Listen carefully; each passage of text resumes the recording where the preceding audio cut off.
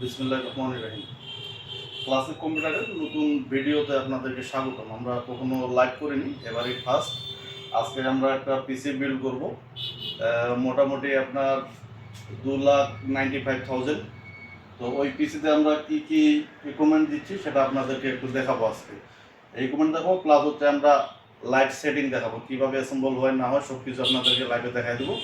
আর এটা আমাদের first video, হয়তো ভিডিওতে অনেক ভুল ত্রুটি হইতে পারে, ভুল ত্রুটি হলে ক্ষমা দৃষ্টিতে দেখবেন। হ্যাঁ, ভিডিওর শুরুতে আমি গ্রাফিক্স কার্ড দিয়ে বলি। এই পিসির জন্য আমরা যে গ্রাফিক্স কার্ডটা চুজ করেছি সেটা হলো জোটাকের 4060 Ti 8GB। এটা আনুমানিক মূল্য 60,000। এরপরে এটার জন্য প্রসেসর আমরা যেটা সিলেক্ট করেছি Ryzen 9 7900X 3D। এটা 12 কোর 24 থ্রেডের প্রসেসর, 4.60 গিগাওয়াট ম্যাক্স, বুস্ট হচ্ছে আপনার 4.40 গিগাওয়াট বেস।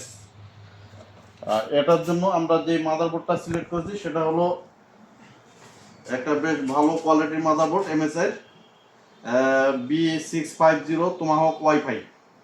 এটা 9000 সিরিজ পর্যন্ত রেডি, আপনি 9000 এর প্রসেসর এখানে ইউজ করতে পারবেন উইথাউট কোনো প্রবলেম।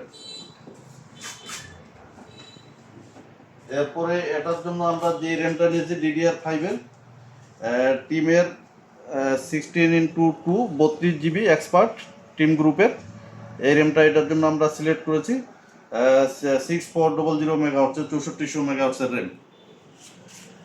এটার পাশাপাশি এটার জন্য আমরা যে কুলারটা ইউজ করব থার্মালটেকের TH360 V2 আলট্রা ARGB, এই কুলারটা এই পিসের জন্য আমরা সিলেক্ট করেছি।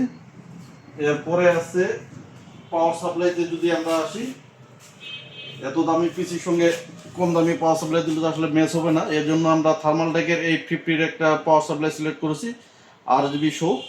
এই পাওয়ার সাপ্লাই এই পিসির সঙ্গে বিল্ড হবে। আর এটার জন্য সবথেকে মজার যেটা সেটা হলো আপনাদের কেচিং। আমরা সিলেক্ট করেছি SSD ওয়েস্টার্ন ডিজিটালের ব্ল্যাক Gen 4 এর SSD, যেটা রিড রাইট স্পিড হবে আপনার 5150 MBps। এটা মডেল হল ASN770 Gen 4 1TB। মন্টেকের কিং 95 Pro ARGB কেচিং। এটার সঙ্গে সামনে পাবেন আপনি দুইটা USB পোর্ট, একটা টাইপ সি পোর্ট থাকবে, এর সঙ্গে দুইটা অডিও, ফ্রন্ট অডিও। আর এটার কালার আপনার ইচ্ছা মতো চেঞ্জ করা যাবে, আপনার যে কালার পছন্দ হয় সেটা আপনি সিলেক্ট করে রাখবেন। আমি দেখিয়ে দিই। এটা একটা, এটা একটা, এগেইন এগেইন